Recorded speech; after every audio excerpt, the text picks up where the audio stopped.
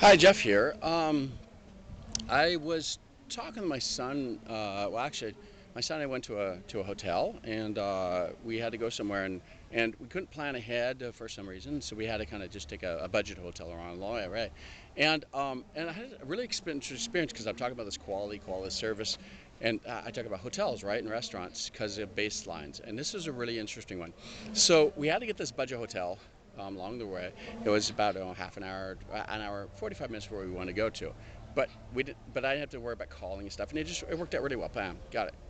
But the funny thing was that there wasn't going to be breakfast the next morning because they're doing some construction in the breakfast area. Okay, great. So we can find out their stuff and buy stuff, right? Um, then in the morning we get there, and there is a breakfast stuff, and the other lady said, "Oh, but they worked it out." Okay. But I said, well, so I said, I want to buy 2 days of breakfast for two people. Um, and she said, no, I'd rather only take the breakfast now because she says, I don't know if there'll be the breakfast tomorrow morning. I said, what do you, I don't understand. She says, well, I'd rather just charge you for today and we have regular customers. That was interesting. I thought that was a really key thing. So, so this comes up the quality service about favoritism and loyalty and all that. Because budget hotels, so I get a little background noise here. Um, Budget hotels have regular customers usually. Sometimes in some places, right? I've been in places where you go, it's kind of near some, certain companies and stuff. So they have a regular clientele that comes there, or they're actually people that are coming. They're working on the weekends. You know, they work, go home on the weekends. They come back and they're regular clientele at these budget hotels because they're staying there regular all the time on a regular basis. It kind of interesting. It's really an interesting topic. I was going to do a video about what happens to those hotels and how people exchange things and goods and all kinds of services for free nights. Really interesting. But that's not the topic of this one. This one's to say, how does that affect prioritization of customers and favorite? I want to say favoritism, but deciding what who you're going to focus on. So, so she didn't want to sell me things because I'm not a regular customer, only for 2 days, right? 2 evenings, and so 2 breakfasts maybe.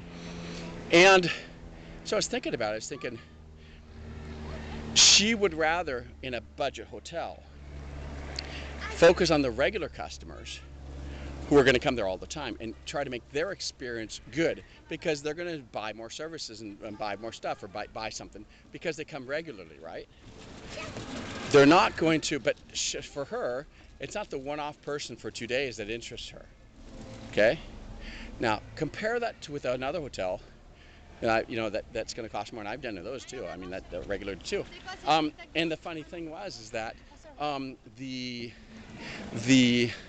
those hotels where you pay, two, three, four, five, 2, 3, 4 times more or whatever, they are going to focus on the services for the one-off people because those are the people that have the money, that have the means to actually come to the hotel and pay that amount of money for.